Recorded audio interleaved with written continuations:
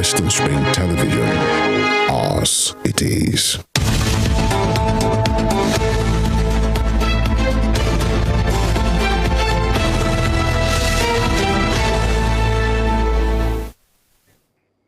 The D-Day is here, and here we go again. 100 days of the existence of the Bola Ahmed Tinubu administration is definitely today, and also the Election Petitions Tribunal, the judgment is here. The D-Day is here. Good morning to you, and it's a pleasure to be back once again. The midweek edition of Morning Spring coming to you live from Western Spring Television, the station that says it as it is. Hope we all had a splendid night rest. We are honored to know that you're there, and we are here to do what it takes to make it happen.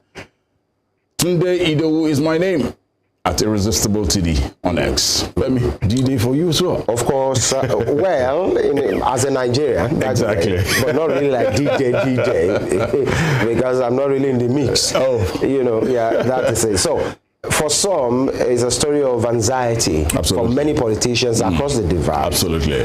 For some, excitement. For some, optimism. For some, pessimism. For some, indifference. Just there. Yeah, any way it comes, it's fine. But being that as it may, for us here, for me, for Tunde, for the family here, and our message will be, it should be a story of peace. Absolutely. Wherever you know the symbol of the justice, having the sword on one hand, having the scale on the other hand, and having the blindfold on the face, covering the eye, it means the law or the justice is not seen.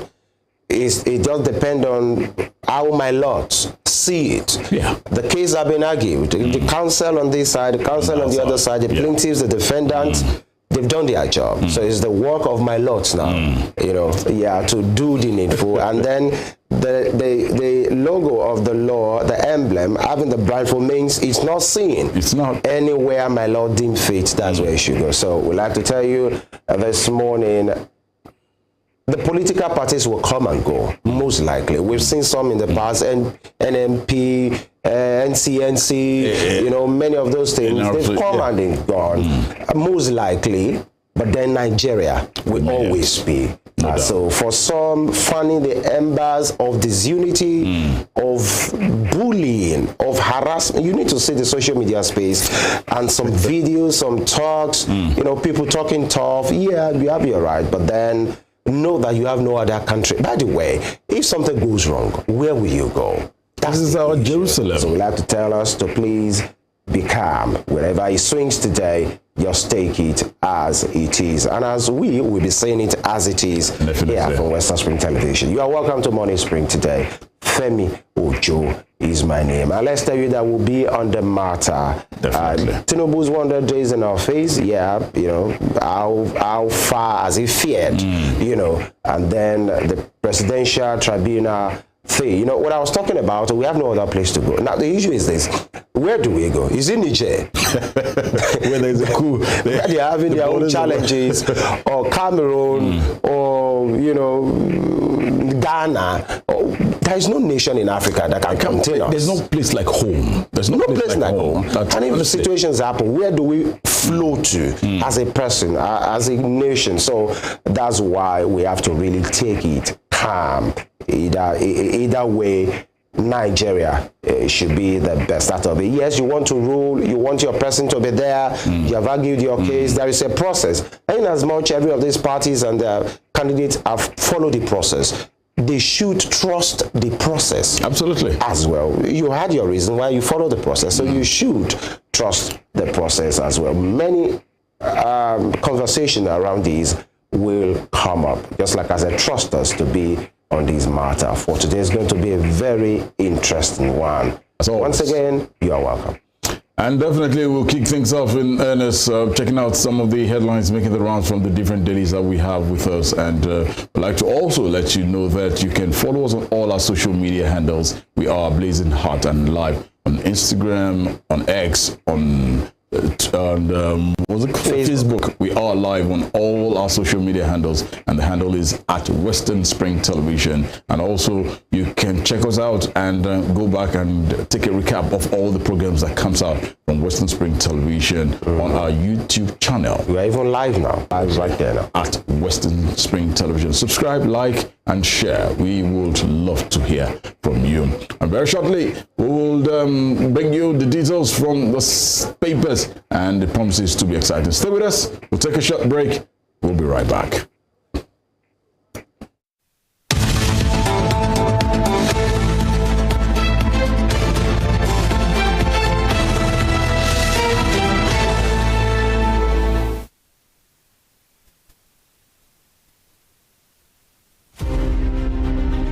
The Berlin Conference of 1884 defined the configuration of Africa, which hitherto existed as a continent of multiple kingdoms and empires under native rulers. The conference, otherwise referred to as Congo Conference, regulated European colonization and trade in Africa as initiated by German leader Otto von Bismarck. The Berlin Conference is often called the scramble for and partitioning of Africa, as each of the imperial powers carved separate portions of the continent for themselves without recourse to racial and cultural identities and differences. 137 years after the Berlin Conference was held, Africa remains a legitimized playground for European nations that sought to exploit its wealth and resources and manipulate its human capital to promote trades and investments of Western powers. Western Spring Television identifies Berlin Conference as a major event in history.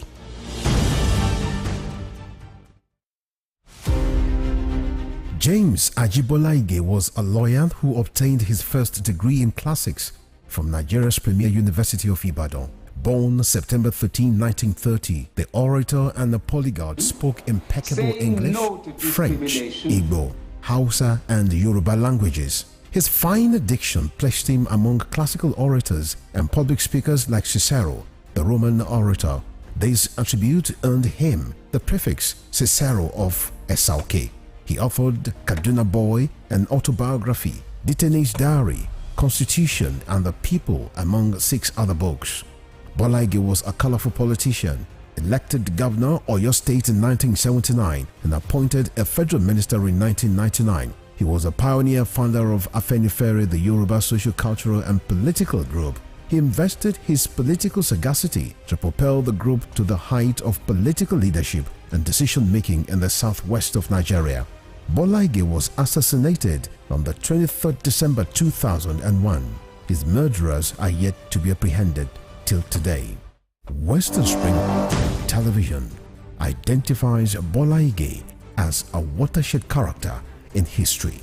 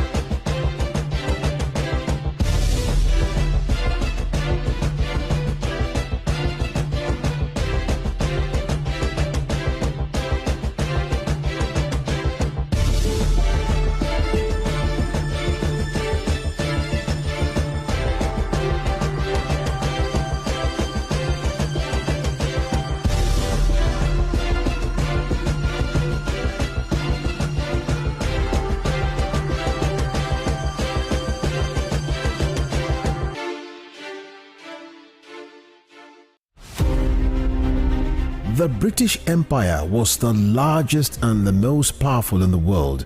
At its zenith, the empire embraced a quarter of the Earth's land surface and imposed her Imperial Majesty's rule on more than 458 million peoples across nations and continents. The empire took off with overseas possessions and trading posts established by England, spread over 3 million kilometers between 16th and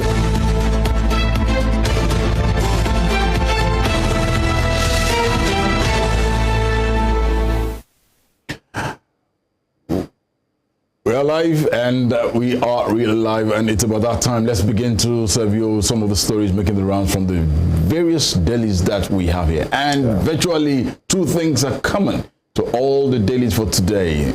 The tribunal judgment is definitely the big bold caption, coupled with the 100 days of the administration of President Bola Ahmed Tinubu. But let's say it as it is from the various papers that we have with us here. Taking this first from the pages of Punch newspaper. The Punch newspaper has the big bold headline, and just as I reeled out, presidential poll, heavy security as tribunal decides Atiku Obi's petitions against Tinubu. The writer there says, police block entrance to Court of Appeal, warn politicians against violence. 5 justices decide Atiku Obi's petitions today. Security agents patrol Abuja. And I really want to urge us as Nigerians, human beings, please, there's no need. This will come and go. And rather than go out there, destroy, set things on fire, vandalize, let's just do the needful. But I trust Nigerians, we will do the needful there. Other stories making the rounds still from the pages of the Punch newspaper. It says, dollar debts, CBN repays banks. Next week, Naira may rebound. We can't wait. We can't really wait. That's on page 9 of the Punch newspaper. Fund regional rail projects. FG tells governors. Yes, looking at what happened in Lagos, the blue rail line, that is awesome. That's beautiful. And just as it was stated that about 250,000 people at a goal that, look. Yeah, will be ferried at a goal at the initial stage. Look, Femi, I look at that, and for anyone who has probably lived in Lagos before, you know what traffic looks like. Yeah. If, we said it yesterday, if 250,000 are taking off the roads, you go into in a stretch. In a stretch like that. Probably Lagos will be a beautiful place to go back to. And then a chunk of them too using the waterways. Yes. So the roads will be free. And imagine having these kind of things replicated across the state. Honestly. That's development. Absolutely. And nothing is impossible. Nothing. Actually. Absolutely. Yeah. I will look forward to seeing something like that. I know we have the training system here that applies, but we're looking for something much more better. As much as we don't really have too much of traffic here in Osun State, but part of development whereby you can take a train from here to Abuja, from here to Maiduguri. That's the governors should probably come together and do this. It makes it easy. Yes. Moving on, and other stories here. World Bank delays $8.6 billion loan to Nigeria. That's a report there. And we want to know why that is delayed. Please check it out from page 17 of the Punch newspaper for today. Nnpp rejects Kwakwanso's expulsion, heads to court. That's on the bottom strip of the Punch newspaper. We'll look into that in the course of the conversation on the show this morning. And OSUN bus terminal decaying, motorists lament. Ooh. It was once a piece to behold, but why? Violence rocks Lagos community as task force officials kill driver. Why? Things can be sorted out amicably rather than violence, and this has led to the death of someone. This is not what we want in our nation here. On the top strip, Lagos, Katsina, Sokoto workers shun NLC. Strike grounds Abuja states. And there is a rider there. It says, airport, bank workers ignore strike. Maritime unions block worry Lagos ports. We stated this yesterday in the course of this program. And is NLC still very relevant? I know if NLC calls for a strike some 3 decades, 2 decades or thereabout ago, everywhere will be grounded. Yeah. But look at it saying Lagos, Katsina, Sokoto workers shun NLC.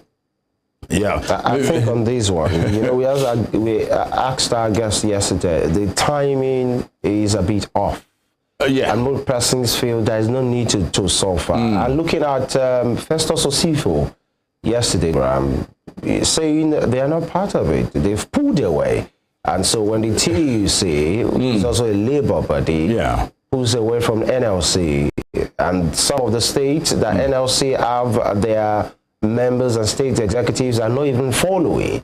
So you tend to know that possibly that movement, this particular warning strike, they didn't really hold much water. But we wait to see what today will look like. A couple of picketing yesterday happened, you know, where the labor guys had to go and send people away. Fisticuffs. That's it.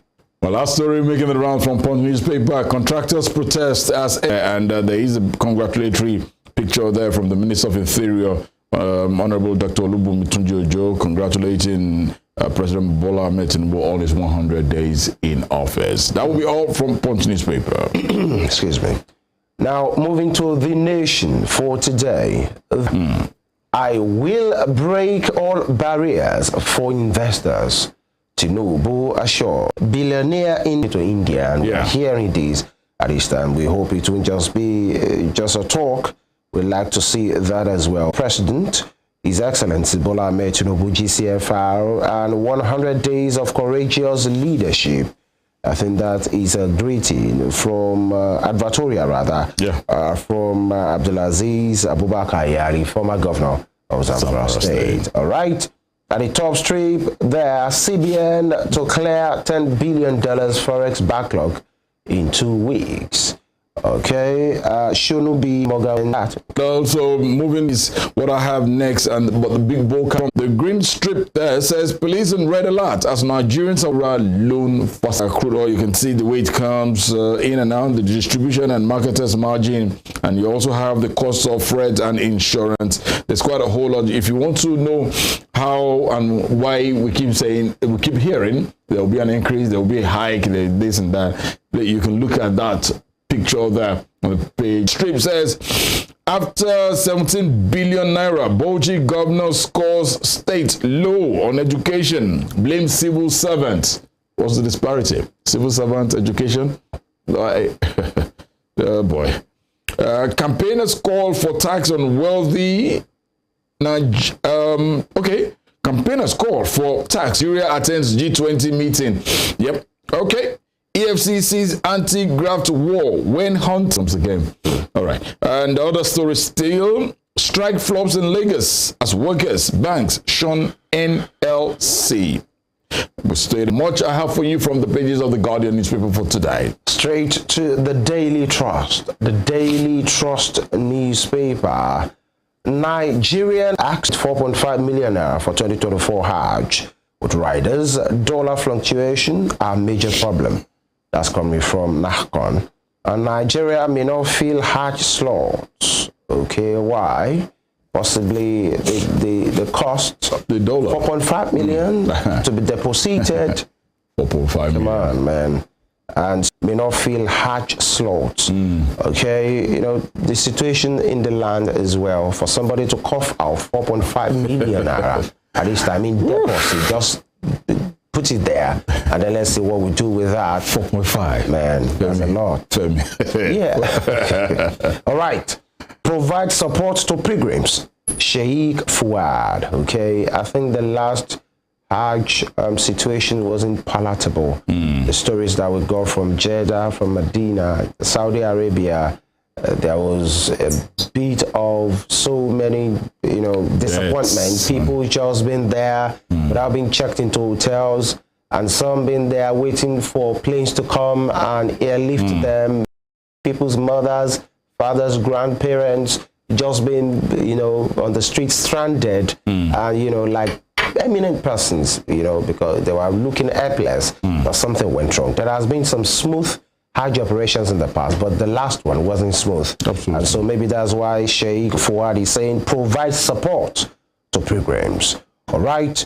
And Tinubu's 100 days in office, federal government begs Nigerians for patience. For how long? Government. Patience. From when to when? There should be a timeline to these. Pains, everybody has different threshold of containing pains or whatever they are going through. Okay, 8 die in Lagos, Ibadan, Akure road accident. Sad one. Sad. AFDB, that's the African Development Bank, to provide $25 billion for Africa's climate finance by 2050. Okay. You know, there is a meeting going on, I think somewhere in Kenya. William Ruto, the president of Kenya, speaking, hosting many persons, and he spoke about the situation, what is happening, about the climate. And he said something that impressed me, where he said, Africa, this climate change thing, the ozone layer situation, Africa has not contributed much to the depletion of the ozone layer. It has come from the big guys, all the developed nations, because of manufacturing, production, some of those heavy things that have been churned into atmosphere. And he said Africa should cease to be seen as a victim of climate change. Instead, they should be part of the conversation. That impressed me, to say, absolutely, this is somebody that knows what he's doing. We should not just go there as somebody that needs help, especially on this subject matter, because Africa, the level of manufacturing, the level of production has been low. What have we contributed to the depletion of the ozone layer, the climate situation? Now, we should be seen as being part of the critical stakeholders having the discussions, and not necessarily as the victim that should be helped on this matter. So big shout out to William Ruto for leading that conversation. I think that's the way to go for Africans. Don't appear weak. Don't go there as somebody that's always needing help. That's the problem. That's the challenge about some of our African leaders. Before you know it, you're off to IMF, you're off to World Bank, cap in hand, and begging. But before they see you, and then they see you as a crybaby. Stand up for yourself and show that you are serious. Honestly, you are serious, not just to be seen as being serious, but that you are actually serious. Okay. And of course, the picture there, the congratulations, the advertorial, still from Honorable Tunji Ojo. Okay, Lagos workers, Sean NLC, strike hit state. We were told at the secretariat yesterday at Alausa, everything went well. And so, but there are a couple of concerns. The electricity, I think the electricity staff were disturbed, on the Keja there. But then top strip, Nnpp crisis. Faction expels Kwakwanso as ex-chair. Alkali dumps party. Before the end of the day yesterday, I think there was a court order again restoring Mr. Kwakwanso. When politics is involved there, back and forth, the way people go to shop for court order, and I think that judiciary must do something about it. If something wants to happen, somebody will run to court to go and say stay of execution and status quo ante will be granted. Another person goes to another court to go and get restraining order. Another person goes to go and get a court order to set that thing aside. And this thing is just about power and power and power. It's not really about the welfare of the people. When it has to do with the people, you see some of these guys lingering, reluctant, telling you have to be patient. But when it has to do with something that affects them, then they go their way around. 150 crude oil theft incident occurred in 7 days. NNPCL. Who are they? Who are the thieves? Yes. Who are the collaborators? And I thought they paid about 40 billion naira to an organization to watch private over. Organization to do the watch. Maybe they are the one giving this security report. 150 crude oil theft. As I usually say, you remember today, these thieves, they don't come from the sky. They're not do branches. Their stuff. They're not true. And then return to the sky. They are people with flesh and blood. Honestly. So who are they? Who are the collaborators? And when you're talking about stealing of oil, it's not something that you go into a room to do. it happens in a vast expanse of land, either at bunkering, just breaking the pipelines, or on the highway. On the high sea rather. And when you see the vessels that are being used to siphon this fuel, they are big vessels. Absolutely. They are not just flying boats or just one small boat somewhere. So this should really be looked into. We don't just want to hear that the theft is happening. Apprehend these persons. Forestall this theft from happening. Don't tell us it has happened. Where were you when it was happening? And that's why people keep casting aspersion on the Nigerian Navy. Where are you? The NSCDC that are part of it, the private security company that have been engaged as well. This thing should even be taken for that. It should not happen. And peradventure is happened, they should be caught and justice should be done. Yeah. All right. And lastly, bandits abduct many, sack farming communities in Taraba. We are talking about food security. These are some of the factors. I can't be a farmer. I know that possibly one's life is under threat and you still go back to the farm. Now, when the farmers can't go to the farm, how does that help the production, the planting, the harvesting, the production of food? Definitely these things get lean, and then the few farm produce that are in the market, it gets exorbitant, and expensive, and then the people start complaining because the security situation in that particular place has been affected. And when you talk about Taraba, these are people that know about farming. Yeah. Benue. Yes. The food basket of the nation. Absolutely. Yeah. And then those northeastern states as well. You know, it's really a call for concern. It's not who yet when it comes to security. It's not. You know, yeah. The bombs might not be going off as before, but then there are ways that these things have been affecting, you know, the livelihood. Some education. Some don't want to go to their schools because they don't want to be kidnapped. Yes. These issues, we are told that some core members have been kidnapped, like 8 of them. Yeah. And then it's Sokoto, and they are still this back and forth, you know. And now these criminals, knowing that they are core members, you know, they would think the service corps, that's the NYSC, possibly will come in, will churn out the money. But it seems that is not happening now. We wish those guys a safe return. We hope none of them will be affected. Absolutely. None of them will die, so that they can return to their parents. All they wanted to do today is to serve their fatherland. And I keep saying that is the offense. Seriously, I look at this, the trauma that goes with that for life in the lives of this set of people. Even imagine a parent of such a prospective core member, because that's what they have been referred to as. Look, it's very scary, and I look at it and I say it most of the time that probably you fell down from your bicycle while you were trying to get to know how to ride a bicycle. You fell down, you got your whole arm broken or bruised or there, but that trauma stays with you when you see that bike again there, except someone who's strong-willed. Yeah. But this is a higher level. You're in the hands of people who are not going to say, how are you, good morning. Of course. You're in the hands of people who devil criminals, slap you, kick you, and do all sorts of irrational things. You can't imagine what's going on there. I feel so terrible about them, and we just hope and pray that this will subsist in our dear nation, and everyone, we pray, we can only but just pray. Now let's paint this scenario, especially on this kidnapping of these prospective core members. Now imagine, we hope they are returned in one piece, fine. Of course. Now, if the younger brother or the younger sister of these guys that are there possibly finishes school and wants to serve again, as you as a parent, would you allow that? You rather tell the person, young man or young lady, better wait for exemption, so that, or possibly that's where influencing now starts. Possibly you have to know somebody, stay in my domain where these things are not there. And I think they are coming from Akwa Ibom or so. Yeah. And you know, that is the issue. I remember when I was serving as well, you know, some of these things were just coming up there. Yeah, you are told what to do. Don't put on your gears when you're traveling.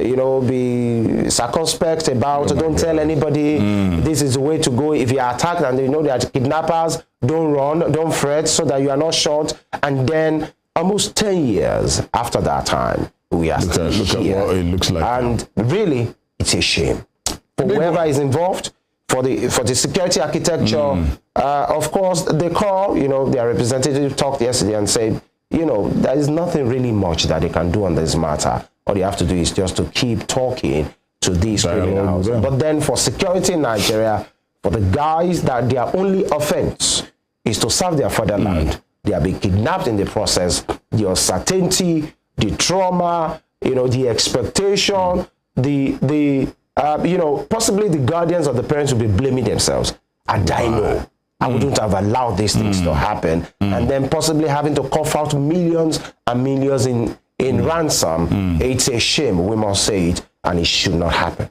I really, at this moment, I am just laying the bulk of the blame on the set of people who got monies to buy equipment and they decided to divert such. Hey, Nemesis is sitting just somewhere. It might come. And today we must add as well that for the, kidnappers apologists, shame on them as well. For those who always play politics with people's lives, especially as security is concerned, either leaders, either political leaders, either traditional leaders, either religious leaders who play politics with people's lives. Shame on them as well, because I'm not sure if you're a parent and you're in this situation, they will be destabilized and traumatized, and this is happening. And for those as well that still want to negotiate with kidnappers and bandits, I hope where you are involved, we hope they are not, you will still want to do that negotiation. And so culpability must be returned to where it should be this morning. This is not good at all, and it should not be happening in our nation. It's 100 days of President Bola Ahmed Tinubu's administration ever since he was sworn in on the 29th of May 2023. How well has he fared? What have been his style? What are the policies he has enacted?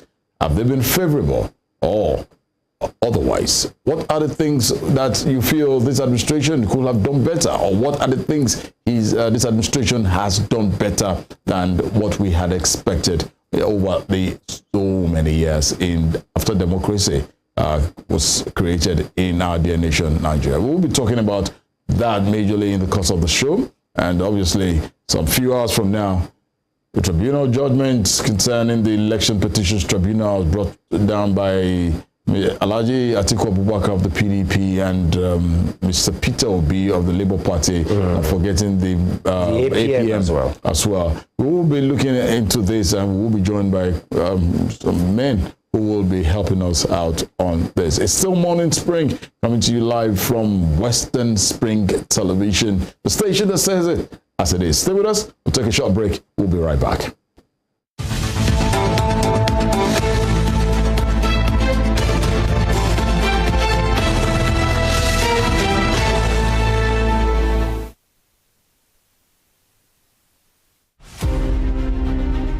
The 1914 Amalgamation Treaty is synonymous to the birth of Nigeria. Frederick Lugard, a British Army captain and an outlaw who struck gold in Africa, became the instrument used by destiny to make it happen.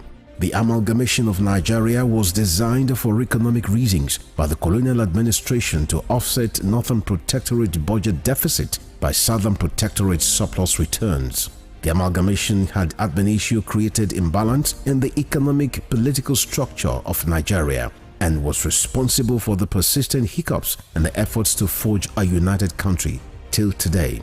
Nigeria's amalgamation was labeled as the mistake of 1914 by native northern conservatives who neither wanted it nor contributed anything significant to its sustenance.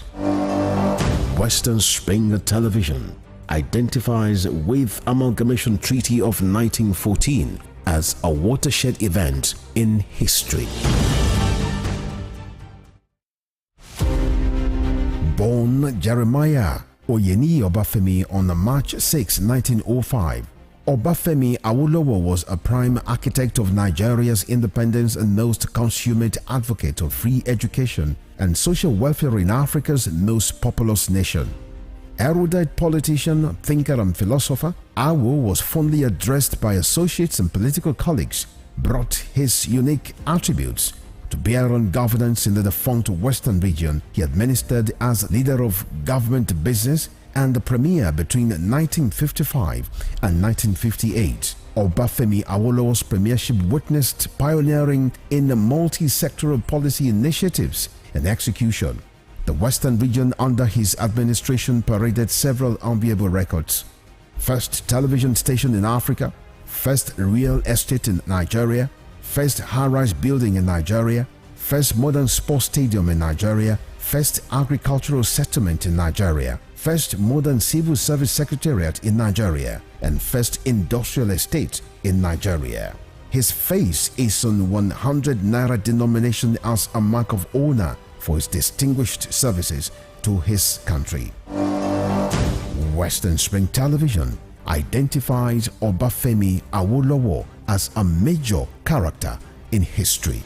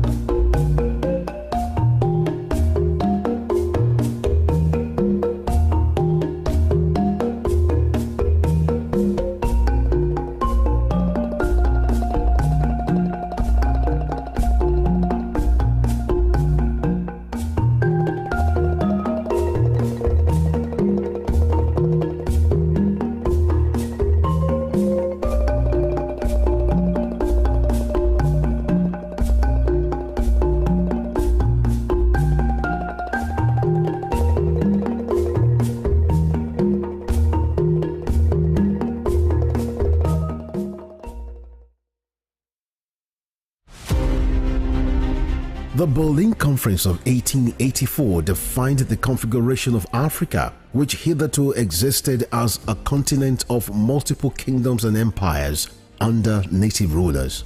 The conference, otherwise referred to as Congo Conference, regulated European colonization and trade in Africa as initiated by German leader Otto von Bismarck.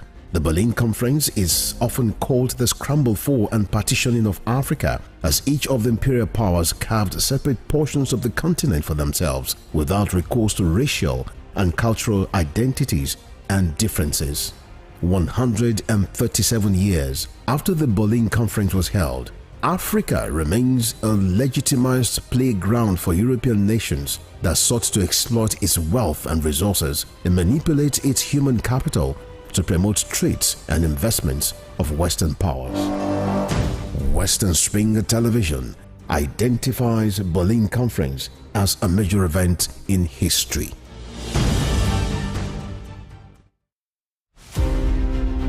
James Ajibolaige was a lawyer who obtained his first degree in classics from Nigeria's premier University of Ibadan. Born September 13, 1930, the orator and the polyglot spoke impeccable English, French, Igbo, Hausa, and Yoruba languages. His fine diction placed him among classical orators and public speakers like Cicero, the Roman orator. This attribute earned him the prefix Cicero of Esauke. He authored Kaduna Boy, an autobiography, Detainee's Diary, Constitution, and The People, among 6 other books. Bolaige was a colorful politician, elected governor Oyo State in 1979 and appointed a federal minister in 1999. He was a pioneer founder of Afenifere, the Yoruba social, cultural, and political group. He invested his political sagacity to propel the group to the height of political leadership and decision-making in the southwest of Nigeria. Bolaige was assassinated on the 23rd December 2001. His murderers are yet to be apprehended till today.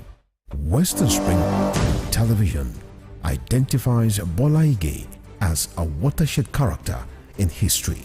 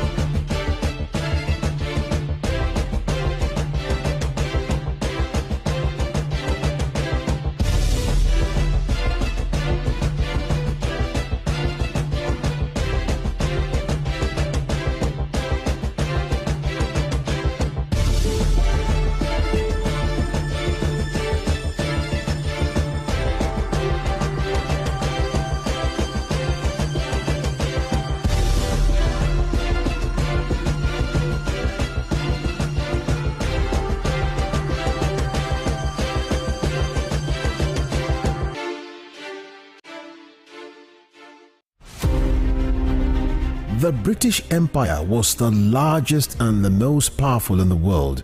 At its zenith, the empire embraced a quarter of the earth's land surface and imposed her imperial majesty's rule on more than 458 million peoples across nations and continents. The empire took off with overseas possessions and trading posts established by England, spread over 3 million kilometers between 16th and early 18th century.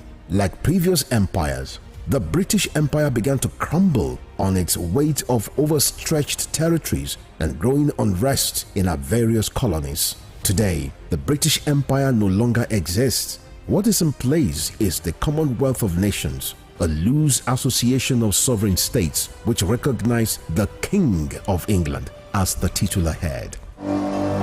Western Spring Television identifies the British Empire as a watershed empire in history. Dramatist, playwright, and icon of Yoruba thematic arts, Duro Ladipo was born December 18, 1931 in Osogbo, southwest Nigeria. His clergyman father christened him Timothy.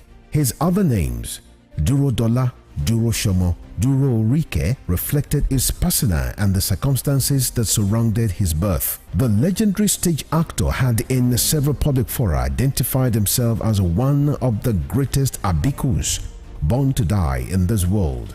Family records reveal how he was born and died 13 times. The intertwining names he bore thus lent credence to his spiritism. Duro Ladipo was one of the best known and world-acclaimed Yoruba dramatists to emerge from post-colonial Africa. His notable works Obakoso, Obawaja and Moremi took him beyond Africa to several parts of the world. By the time Duro Ladipo died on 11 March 1978, the Nigeria's first cultural ambassador had acquired a towering image as an artist whose works adorned the frontage of Trenchard Hall, University of Ibadan. Western Spring Television identifies Duro Ladipo as a major character in history.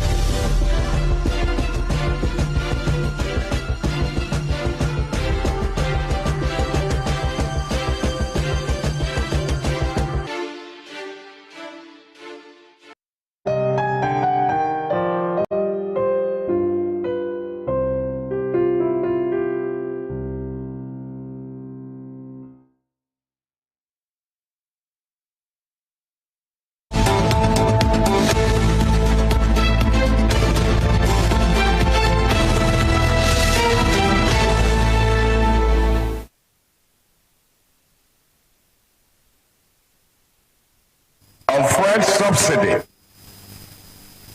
Unfortunately, the budget that I've glimpsed before I assume office and what I've heard is that no provision is there for fuel subsidy. The fuel subsidy is gone.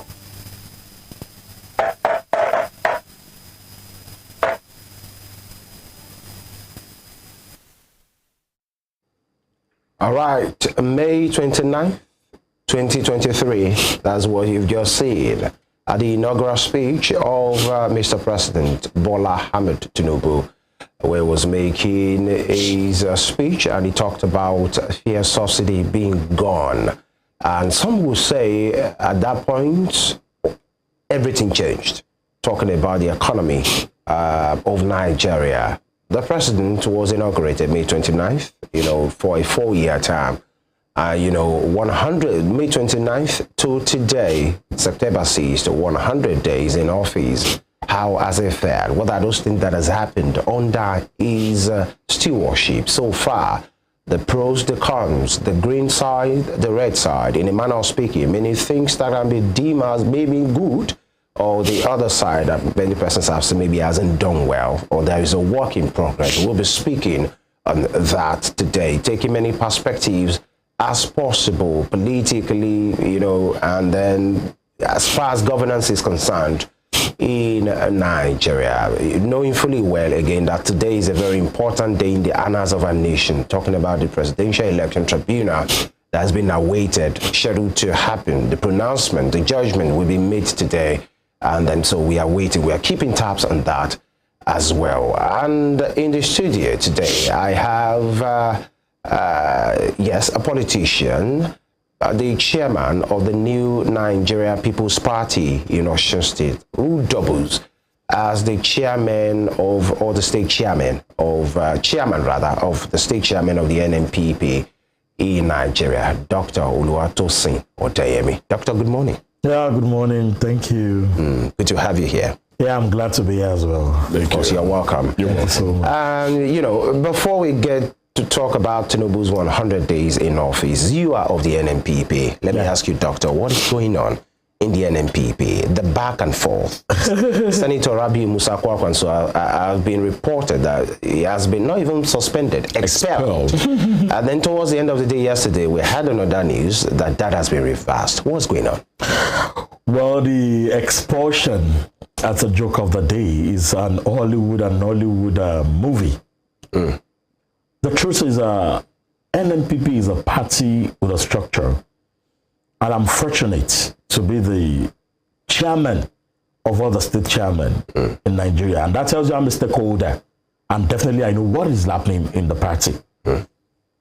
Nnpp was formed in the year 2022, December. 2002, sorry, 2002, December. And from 2002 till when Engineer Rabiu Musa Kwakwanso came to the party has never won an election, except for one in Bauchi. And that one later decamped to PDP. Let me put the record straight. Yeah. Now, when your party does not win an election, the armor of INEC will come on you, meaning you'll be registered. During the last election, we had 91 parties, and from 91 we have 18 at the moment.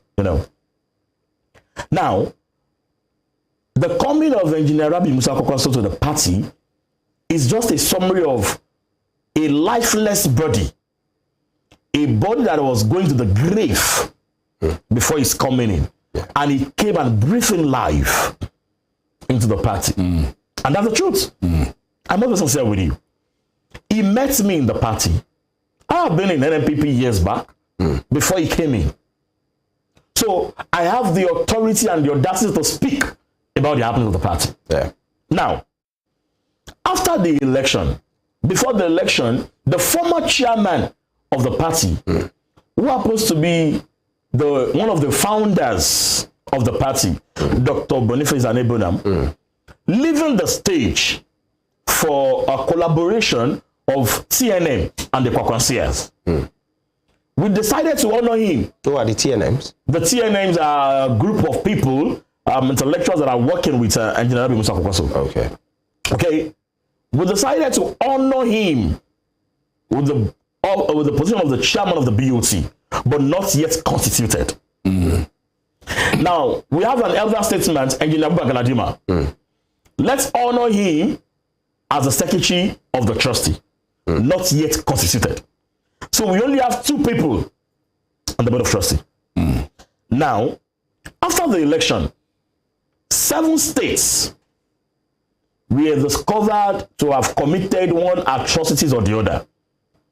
Probably coming out to work against the structure, endorsing another candidate against the party.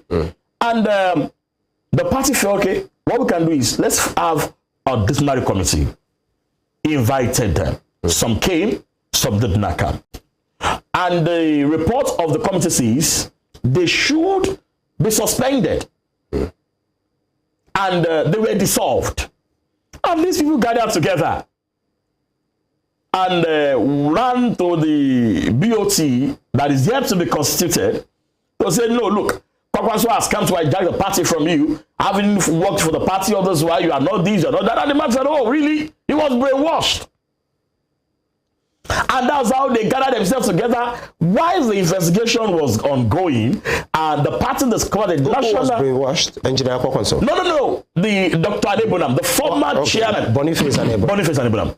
Now, while the investigation was ongoing, the then national publicity secretary of the party was found wanting, was also suspended. So, you know, it's about minority and enemies putting themselves together. That's Agbo Major. Agbo Major. So they came together and said, okay, what can we do? They don't have a secretariat. They don't have a structure. Let's just start throwing things in the media. And, you know, it's unfortunate that the pressmen don't authenticate information before they spread it. Some. Yeah. Let me use the word some. Thank you. That's why we decided to bring you in so that you can... Nnpp as the old 36 chairman and FCT together, all the NWC member, we had our neck last week, and the governor of that was one of the platform of the senators, the House of Rep, and the assemblies were there. The Kano governor. Yes, he was there. I was sitting with him on the eye table. You know, we were all there, and we decided that they should be expelled. Who should be expelled? All those people, because they were not ready to face the disciplinary committee. They were not ready to be suspended. And the next thing was they gathered themselves in Lagos and said they suspended the NWC and the disciplinary committee. So it's not done that way. There's a mode operandi. There is a way it goes. You don't have a meeting of soldiers. You don't have the presence of INEC officials because they must be aware who is moving the motion. What's the motion? Do you have the eligibility to move such a motion? So all you are seeing is just a media stone. It's a media propaganda. All right. Engineer Rabi Musa Kwakwanso is in the party, was never suspended, neither was he expelled. However, that's a court order. Yeah. We discovered that they were causing nuisance from one radio station to another television station, saying they are Nnpp. Okay, we don't want to follow suits. Okay. We don't want to drag issues with them. Yeah. We are the Nnpp. Let's approach the court of law, which we did. If you look at the court order, it's not as if a group of people or individual. Nnpp. You don't go to such a system when you know you are not eligible to do. So we approached the court of law and they were restrained themselves and their agents. Anyway, I don't talk about that because it's going to be subjudiced to speak about what is before the court of law. So as it stands today, will it be safe to say there are factions in the NNP? No, there are no factions. Don't call them factions. How can you call 7 state chairmen? They were dissolved. 7 out of 37. And one person, the national police secretary that was suspended, now expelled, just 7 of them. Right. No faction. You know, it has been said that some of their grievances was that Engineer Rabi Musa Kwakwanso was doing anti-party activities. Ow! You know, yes, you know, I tell you, it was reported to have been hobnobbing with the president, with this party, the APC, the ruling party at the center, seen so many times having meeting with President Bola Tinubu. In fact, at some point, the names were even suggested to be part of ministerial. No, if I may, Doctor, yeah, you know, he has been seen severally that some are saying him that maybe he just used the NNPP as a transacting tool, you know, to gain more power. So what will you say to Mr. FEMI? Is that correct, by the way? It is wrong. I just told you. See, Engineer Rabi Musa Kwakwanso is not someone that he has been pictured severally. No, don't judge with that. Okay, if I should say this, that you are my friend, and you are in another party, does that stop someone from communicating or taking pictures? No. And let me say this, Engineer Rabi Musa Kwakwanso, would never, quote me, would never take any step that would jeopardize the growth and the vision of NNPP. He had meeting with Tinubu in London. Oh my God. Let me land. Yeah. Let me tell you, I know it. Okay. For me to be the chairman of all the chairmen, you should know, I know what I'm saying. All right. Okay. Now, after the election, people were going to court, we were going to tribunal, and we felt, no, we don't want to go through that. It will cost us a lot of money. However, we have issues with our logo on the ballot paper.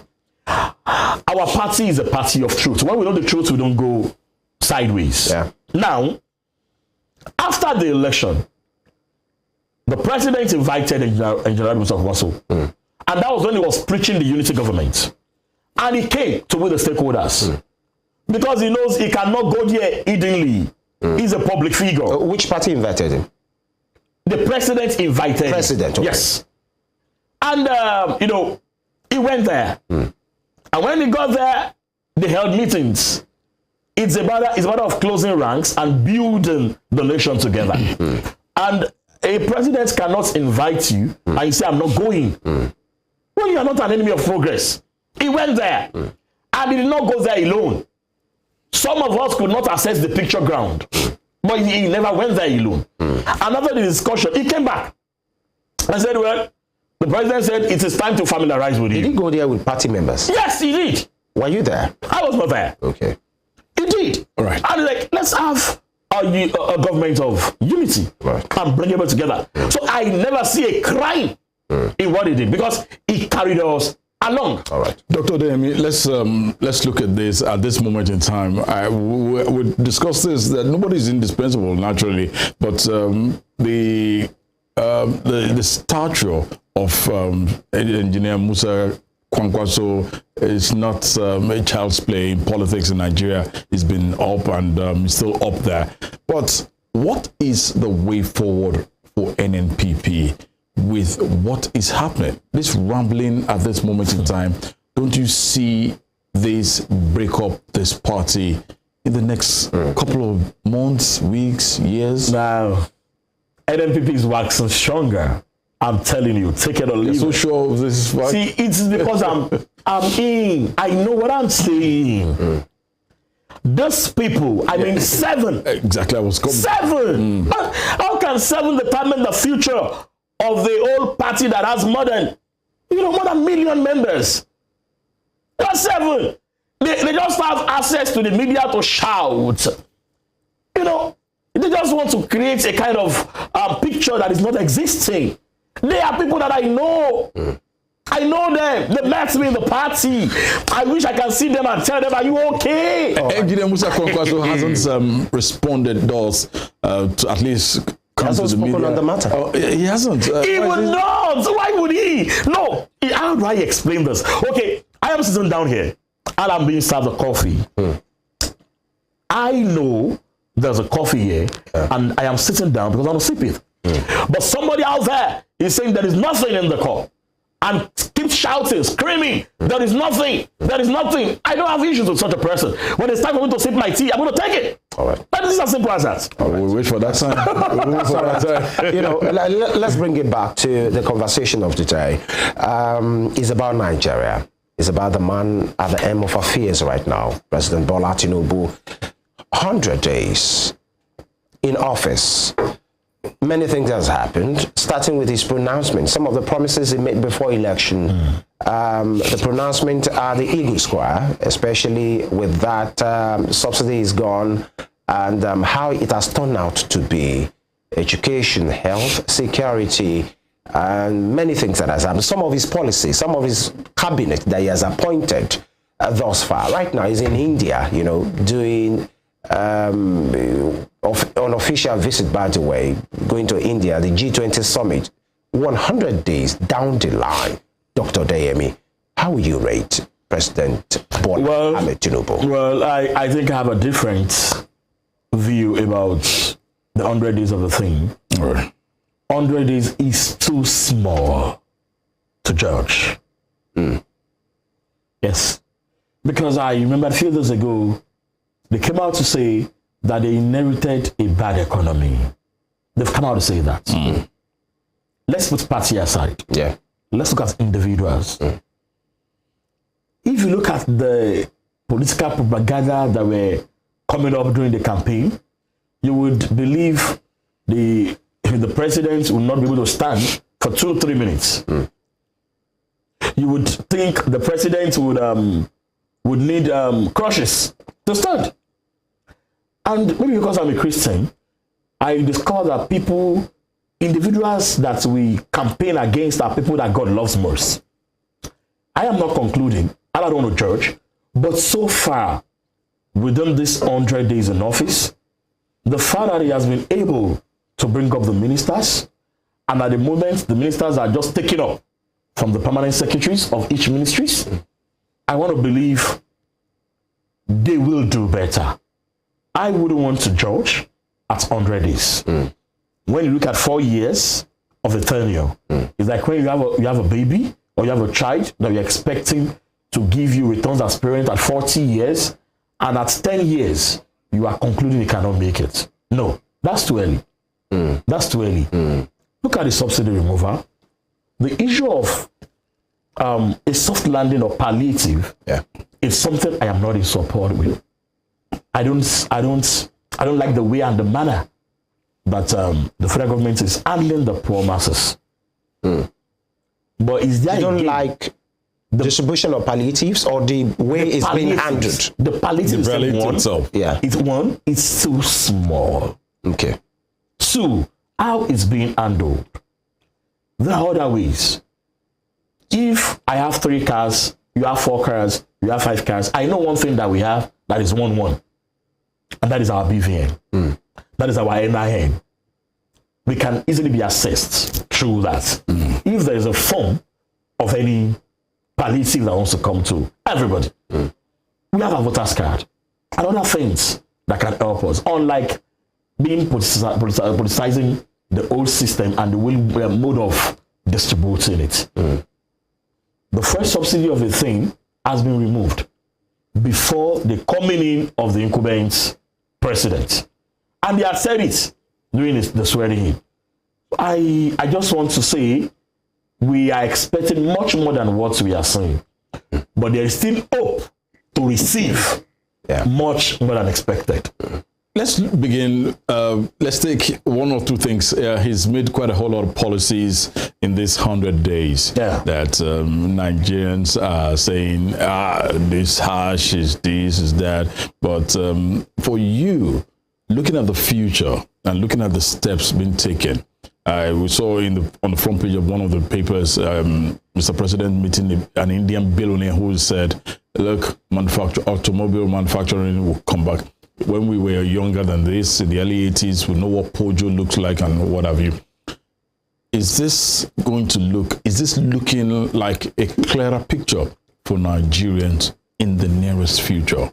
We'll be answering that when we come back after this very short break. It's still Morning Spring from Western Spring Television. Please stay with us.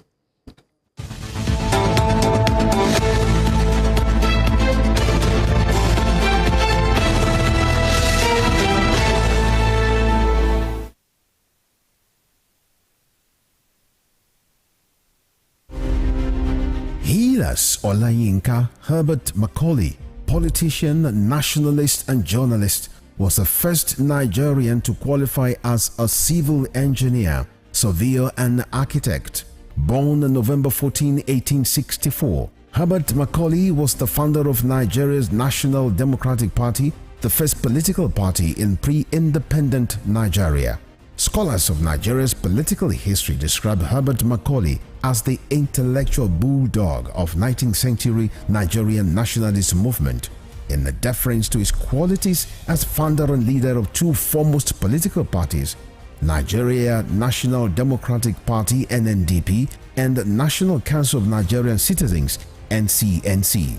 His matchless versatility in party organization and control kept the British colonialists on their toes in the entire span of his active life. After his death on 7th May 1946, Herbert Macaulay remains a hero of his country, which recognized his anti-colonial struggles. Today, Nigeria's 10 naira coin bears his oval face and trademark mustache.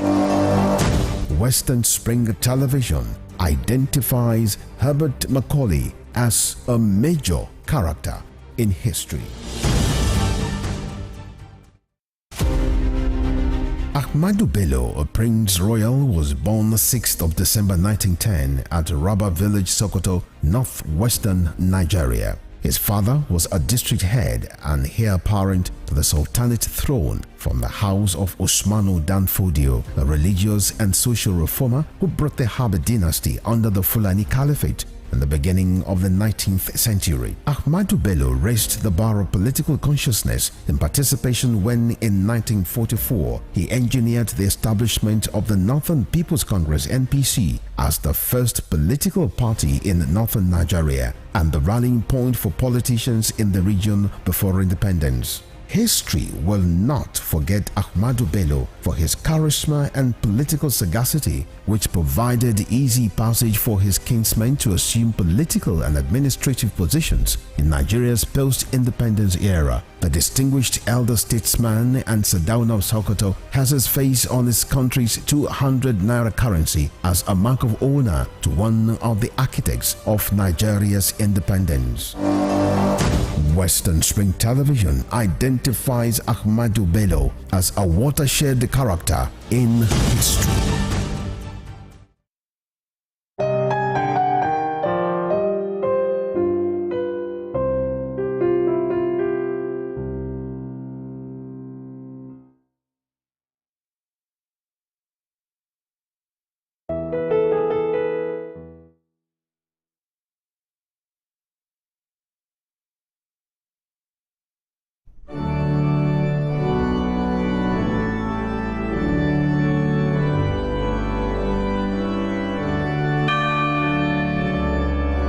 Here are 5 amazing fun facts I bet you never knew about Christianity. Number 1, there are over 2.4 billion Christians worldwide. Amazing fun fact number 2. The Bible is one of the best-selling books of all time, with more than 100 million copies sold every year. Most Christians believe in heaven and hell.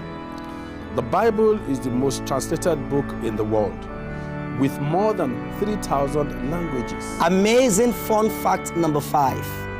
Most Christians throw science out of the window without realizing that most scientists are Christians. Hello, I am Pastor Steve Akinwumi.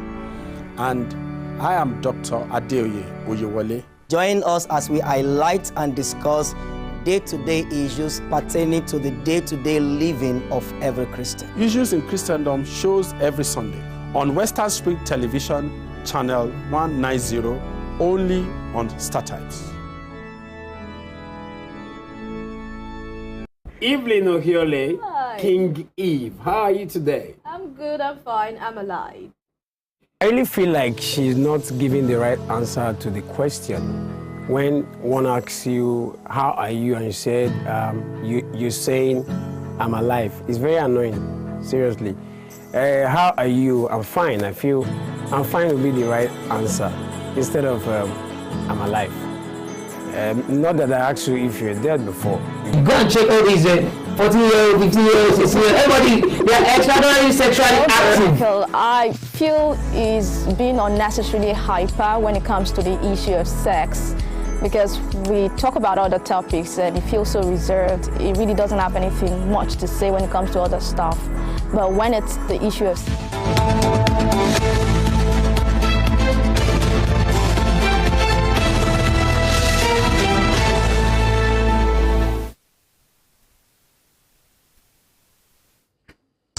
Thank you very much for staying with us. It's still Morning Spring on Western Spring Television, the station that say it as it is, talking about Mr. President's 100 days in office, and we'll be speaking, about what has happened thus far. Yes, maybe it's too early to take a call, but then we have to see that, okay, how has he fared? How is his administration fared so far? We still have in the studio the chairman of the New Nigerian People's Party, Dr. TOSIN ODEYEMI is the chairman of the party in Osun State, and of course the chairman of all the state chairmen of that political party. We are being joined right now from Lagos by Mr. OLALEKAN, of course, via Zoom. Is an APC chieftain and the founder, Renewed Hope Media. Mr. OLALEKAN, good morning. Good morning. I'm happy to be on this morning. Good morning. Good morning. Thank you for joining us. Yes, of course. How is Lagos today? Very well. Weather is fine. Everything is fine. Good. All right. Mr. President has spent 100 days in office. For some, they're excited. For some, they're disappointed. For some, they are hopeful. And the mandate or the mantra is renewed hope. So for you, how has it been? How will you rate your principal, if I may use that word, 100 days after?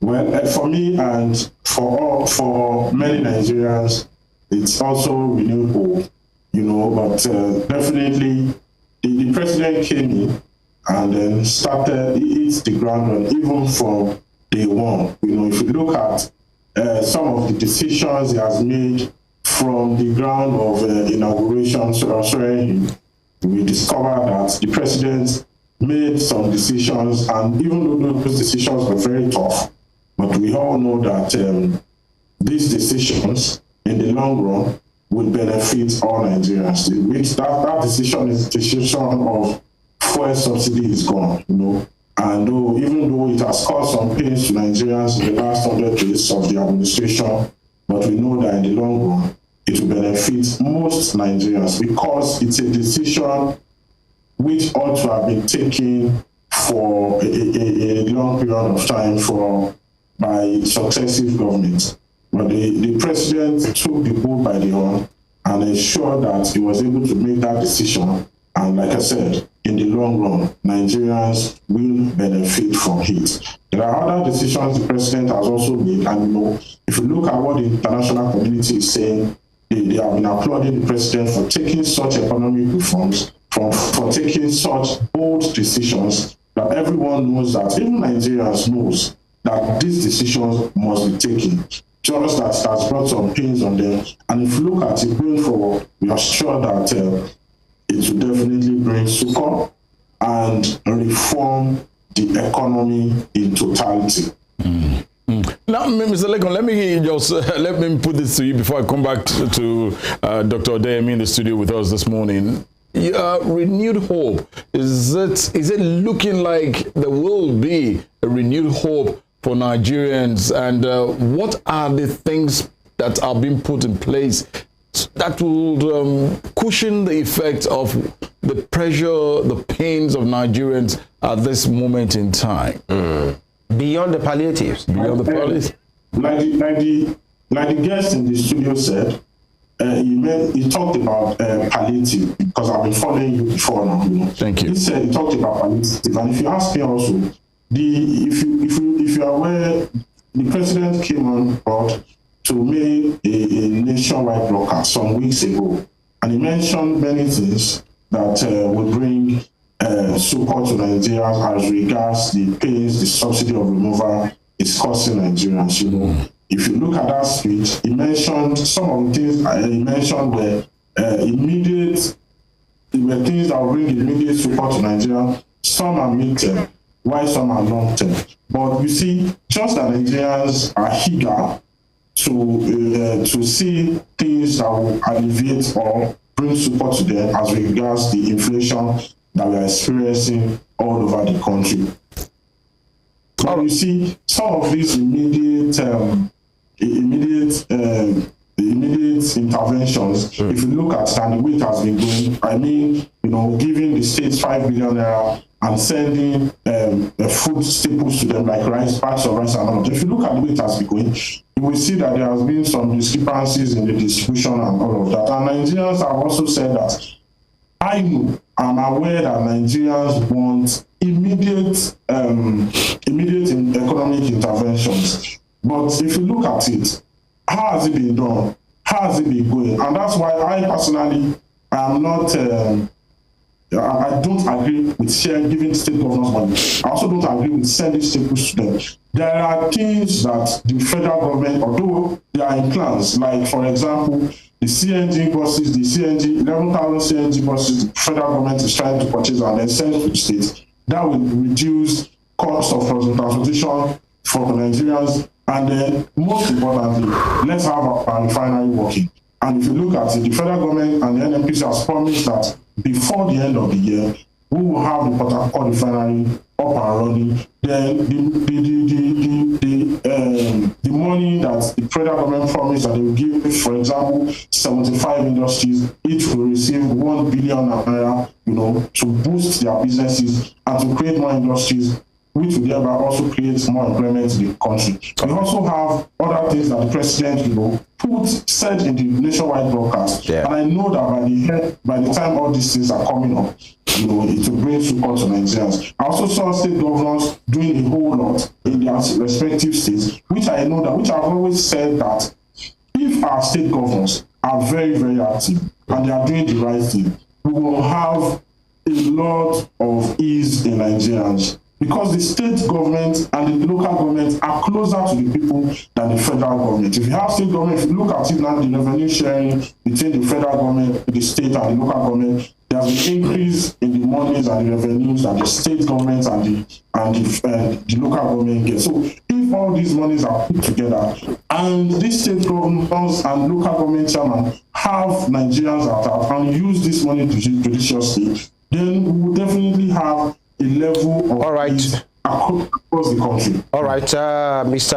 Leko, please hold on. Let's get back to Dr. ODEYEMI in the studio. Doctor, some of the things that has happened under this administration, we've had the fuel subsidy removal, foreign exchange liberalization, forex situation, which is it's one thing that has really gotten so many persons disturbed. Either you are within the country or you want to send money outside of the country, especially if you have people there studying or on medical grounds. The appointment of service chiefs, it has happened under this administration. Some, retired, new ones brought in.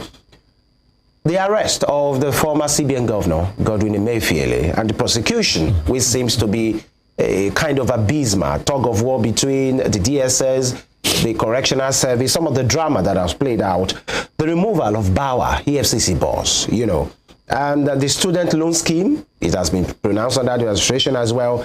Dissolution of MDA boards, it has been done as well. Appointment of ministers, some got the applause of many persons, some got the how are you there, what is this person offering of the other people. The situation in Niger, especially as President Tinubu is the chairman of the ECOWAS region. Looking at some of this and more that we still get to, how will you say the government of President Tinubu has handled it so far?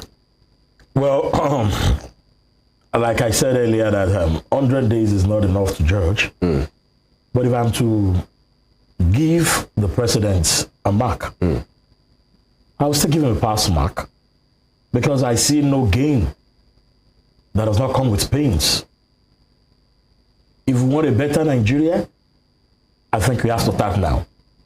Looking at arresting the CBN governor, the EFCC chairman, and the other issues, sincerely, it is now glaring that nobody is above the system. There are some policies. Okay, look at the policy of this issue of new notes and the whole thing. That is not how it is done. Now, if you look at the news, you discover that this issue of the EFCC chairman, they've arrested his brothers, they got some cars. Corruption is everywhere. Allegedly. Allegedly. Yeah. Corruption is everywhere.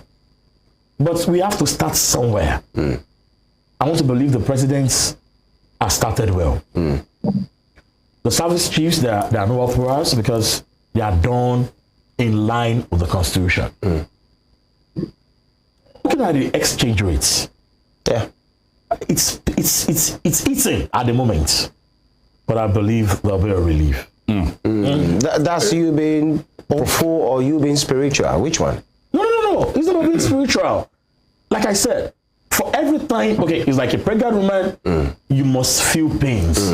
And at the point that the pains are so high, and that is when you know there's a relief coming. Yeah, Doctor, some will say the arrest of Godwin Emefiele is a vindictive one. That the government, President Bola Tinubu, you know what happened before the election? Okay, you're not telling me that the policy. Let me just land. You know, when President Bola Tinubu, he was a candidate then of the APC, saying this thing, inferring at that time that thing was done possibly purposely because of him, you know, so that he won't be there and the rest of it. You know what happened in the campaign.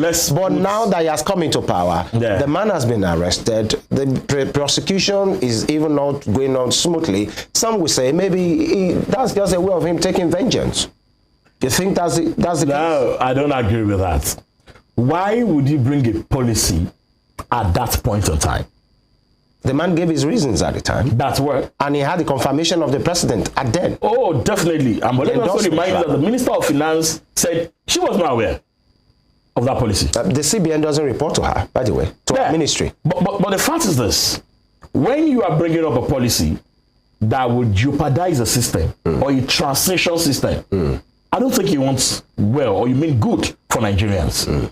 We all know what we all went through at that point in time. We went through not at the first year of Mr. President, the second year, not the third year, not even at the early stage of the last year. But when it was time for the election, no matter the political interpretation people are given to it, I don't want to see that. But I know Emefiele never did as well. All right. Mr. Leko, are you still with us, sir?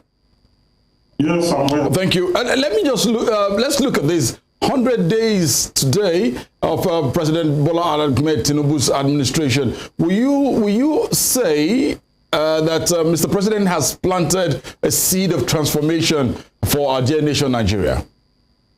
Yes. If you look at, Mr. President arrived in India yesterday morning, and he went straight into a meeting, and that meeting was very fruitful. And I've been reading the press release that was issued by the spokesman of the president. And if you look at that press release, the man, the industrialist, the president met yesterday. Yes. He said a whole lot of things. And if you have looked and you have followed what the international community has been saying about what President Bola Tinubu has been doing, and if you have been following what industrialists, economists, business mogul, and all of them, Tony Elumelu, and the rest of them have been saying about the economic policies and the decisions that have been made by this president, you will know that for Nigeria and its economy, there is a better tomorrow. If you look at every sector, if you look at what the ministers have been saying, every minister have been giving, vision, have been giving goals to achieve within a particular time, and all of them are working towards that. If you listen to the Minister of Interior, he was on air and was talking about what the president told every minister. And this is how I think that leadership should be. As a leader, you should set a goal for your team. Every minister has a goal. There's something they need to achieve at a particular time, and everyone wants to work. So if you look at what we've been having since the last 100 days, we know that there's a seed, there's a foundation that is being laid presently by the leader of the nation, by the president of the nation, and we know that it's just a matter of time.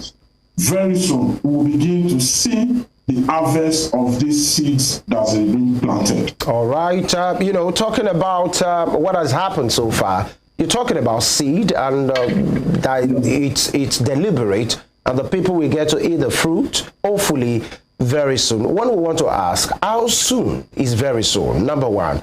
And then some of the things that has happened, inflation is at an all-time high. Really, rising inflation, high fuel prices.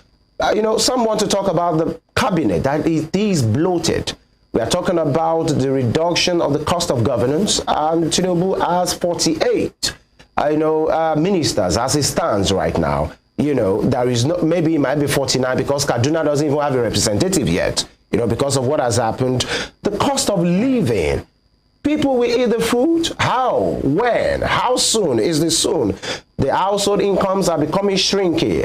Mr. Olalekon, I'd like to tell you this morning for a fact that most persons that are working right now, especially in the lower class, are just working to feed. Nothing to save for most persons. That is, even if people are feeding properly. And you are saying people are going to eat the fruit of the land. When shall that be?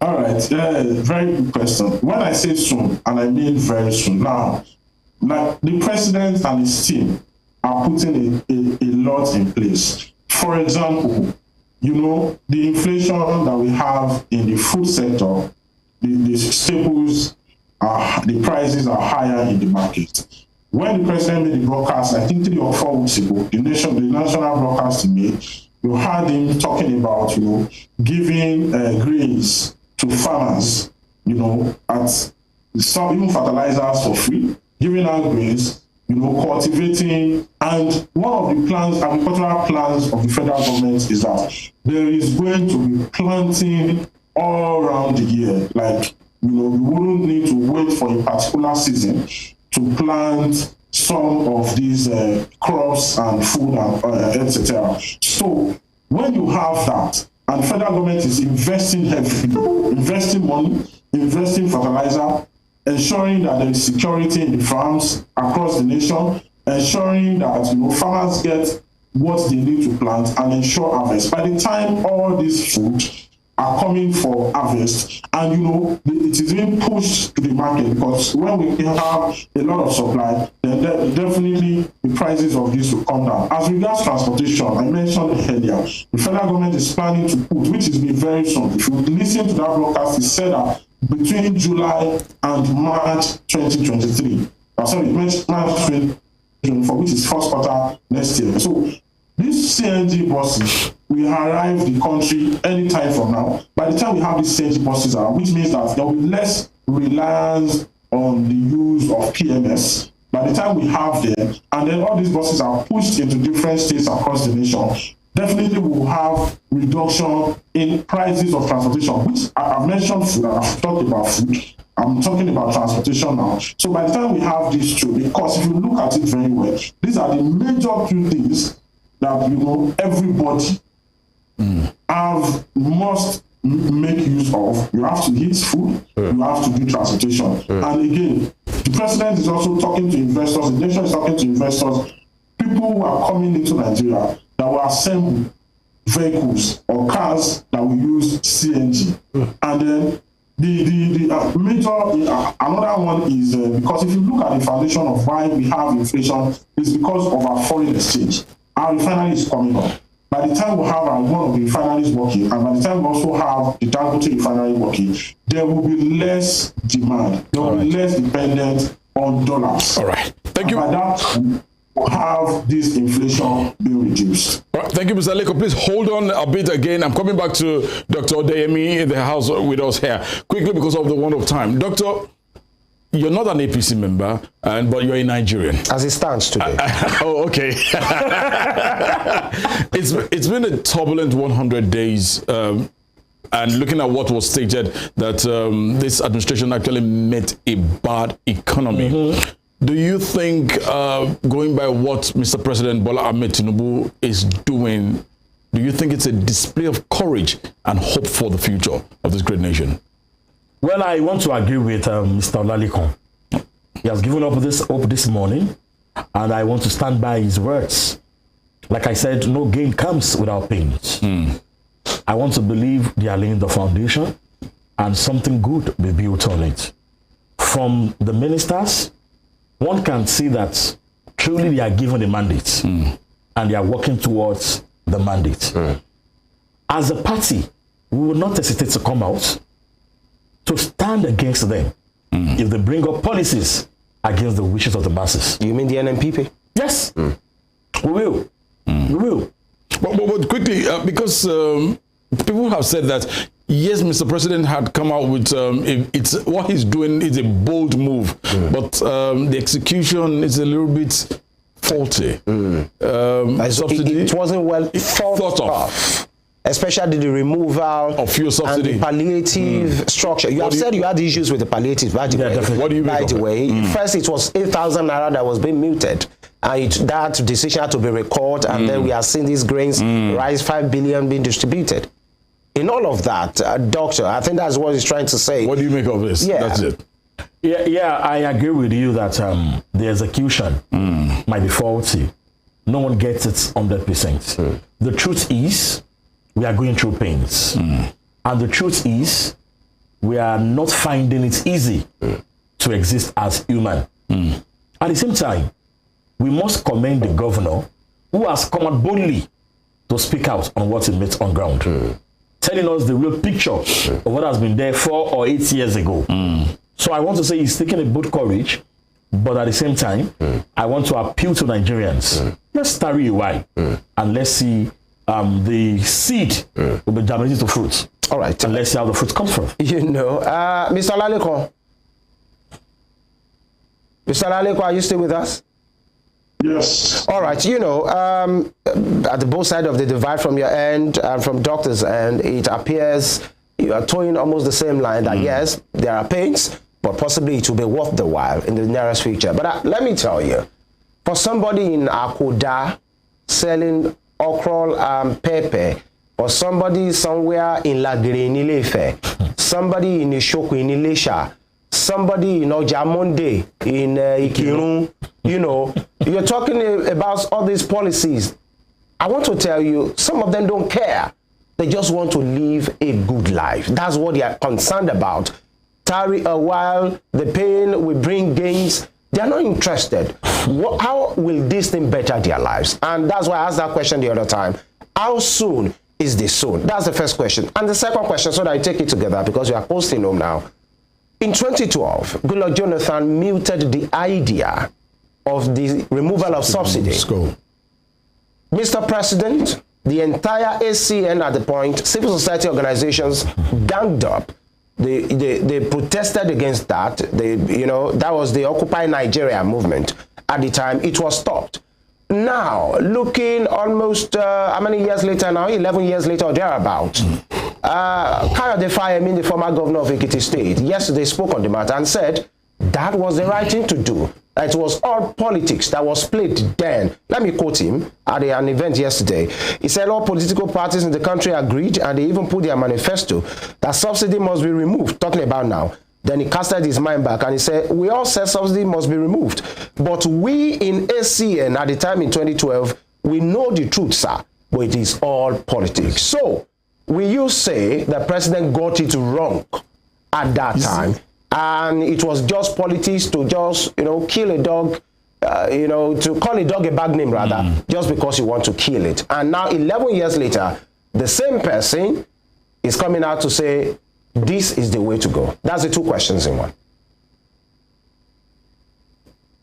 You see, first of all, the soon is this. How is it going to affect women in Shogunation? How is it going to affect the person in the Jabujesha, Ushuba, and all of that? We have said. I'm talking about the policy on ground right now. Very soon. You have mentioned the agriculture and all of that. So by the time we have more staple foods in the market, by the time we have more food, prices will go down. By the time we have less dependence on our foreign exchange, you know, we wouldn't need to buy for import fuel or take fuel abroad and refine.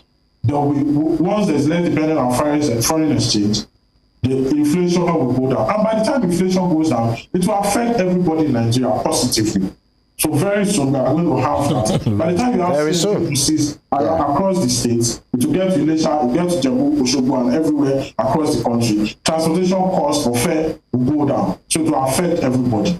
Then, going to what former Governor Kayode said, in my opinion, it is all politics as well. Why he was governor after then, he was an immediate governor of Ekiti State, he just left. Why is he coming out to say this now? Was he not against the first subsidy removal in 2012? Is he not in support of first subsidy removal after Bola Ahmed Tinubu removed it? It's all politics. If he has expectations, and part of his expectations were that we made one of the ministers of Federal Republic of Nigeria. So now he wasn't made a minister, and then he can go ahead to say all of that. But the reality is this: in 2012, what were Nigerians' earnings? Nigeria could cope, the federal government of Nigeria in 2012, we could cope with payment of subsidy by them. In fact, that time was referred to as the nation's boom. How much was crude oil in the international markets then? What was the revenue of the country? But right now, what do we have in the economy of the country? In fact, one of the issues why subsidy was removed was because Nigeria couldn't cope with the payment again. Nigeria was borrowing to subsidize petrol. And that's what the president has been saying, that all these monies are going into the pockets of the few. All right. The removal of subsidy payments has brought many things to Nigeria. We now have more money, to be shared across the states, across the local government, and within the federal government. All right. The timing is the difference. All right, and we take that as your parting shot this morning before we have to go. I want to sincerely thank you, Mr. OLALEKAN. He is an APC chieftain, and of course, the founder of Renewed Hope Media. Thank you for joining us this morning. Thank you very much. Thank you. All right, back to the studio. Doctor, you are the chairman of Nnpp as it stands today. Yeah. Is there an Nnpp in OSUN? Yes. There is. The structure is there. It is. The result of the last election can confirm that it is.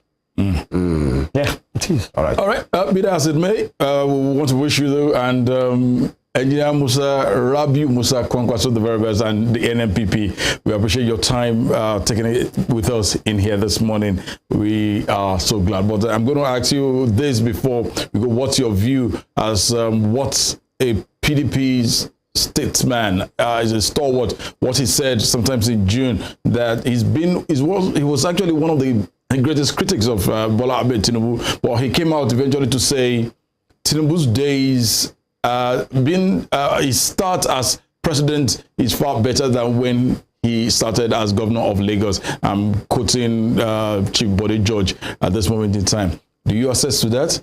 His start as president is actually better than that of his days as Lagos State governor. If somebody of that age and that experience could offer that, having seen the four corners of politics, then, and now he's saying what he's saying, then definitely I should agree with him. Dr. ODEYEMI, thank you most sincerely for always being a part. Thank you. Thank you so much. That's what the program looks like this morning. It's been a pleasure, and you can be rest assured that with us here at Western Spring Television, Rave 91.7 FM, please just tune in.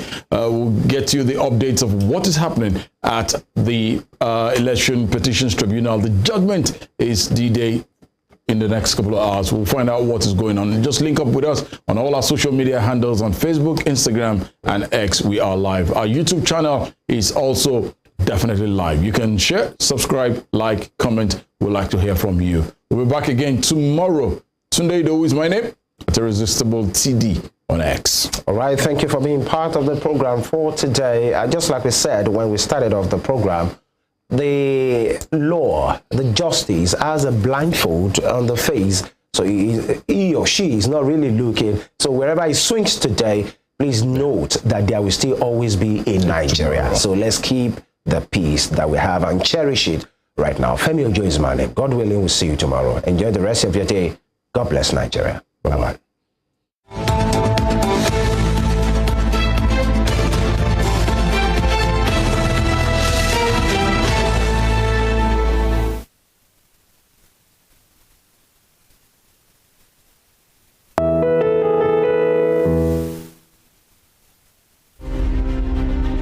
The Berlin Conference of 1884 defined the configuration of Africa, which hitherto existed as a continent of multiple kingdoms and empires under native rulers. The conference, otherwise referred to as Congo Conference, regulated European colonization and trade in Africa as initiated by German leader Otto von Bismarck. The Berlin Conference is often called the scramble for and partitioning of Africa, as each of the imperial powers carved separate portions of the continent for themselves without recourse to racial and cultural identities and differences. 137 years after the Berlin Conference was held, Africa remains a legitimized playground for European nations that sought to exploit its wealth and resources and manipulate its human capital to promote trades and investments of Western powers. Western Springer Television identifies Berlin Conference as a major event in